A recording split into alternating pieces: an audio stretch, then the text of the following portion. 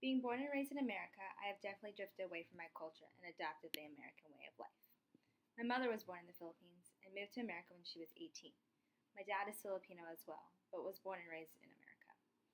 Me being 100% Filipino, yet the only thing keeping me attached to my culture is the delicious food, I think it's safe to say that I am completely and utterly Americanized.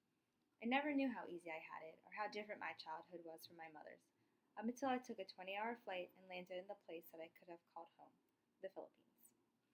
My dad, sister, and I took off from Dallas International Airport with snow on the ground and landed in the Philippines airport, instantly hit with heat and humidity. To say the Philippines is a foreign country is an understatement.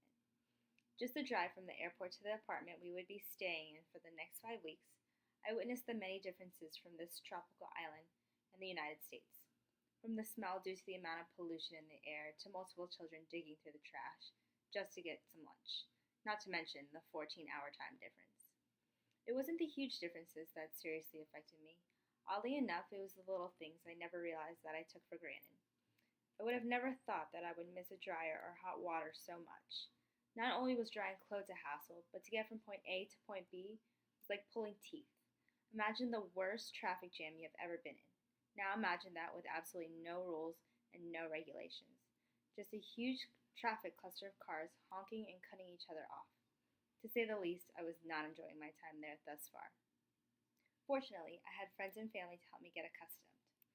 As our second week was coming up, I realized what a spoiled brat I was being.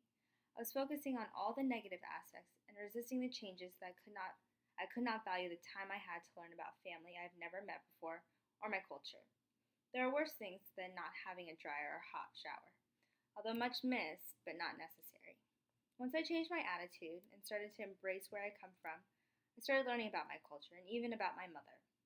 After lunch one day, my dad drove my sister and I to a rundown neighborhood with narrow alleyways and tin sheets as roofs. There were little children everywhere playing with marbles and homemade toys. My dad knocked on one of the doors, and a very old lady with a long blue nightgown answered the door. My mom's brother was with us and had said something in our language that I, of course, could not understand. She nodded and let us enter her home. The place consisted of 2 rooms, together probably the size of my room in America. You could barely walk around the furniture, and the back wall was a single blanket hung from a ceiling. As we left, my dad asked me what I thought about the place. I did not think much of it and shrugged my shoulders. He then proceeded to tell me that that was the exact house my mother grew up in up until she moved to America when she was 18. I was speechless. At that very moment was the moment I grew so much more respect for my mother. She wanted more for herself in life and set goals for herself. She studied and is currently an extremely successful accountant. Not only did she change her life drastically, but gave my brother, sister, and I a much better life than what it could have been.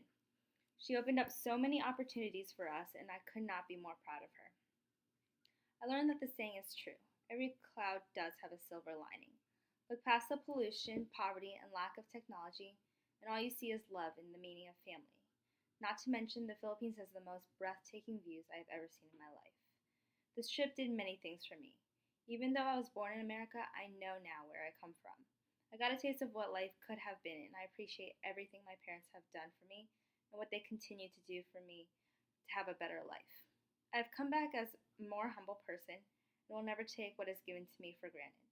I'm proud to be Filipino and cannot wait for our next trip to the Philippines.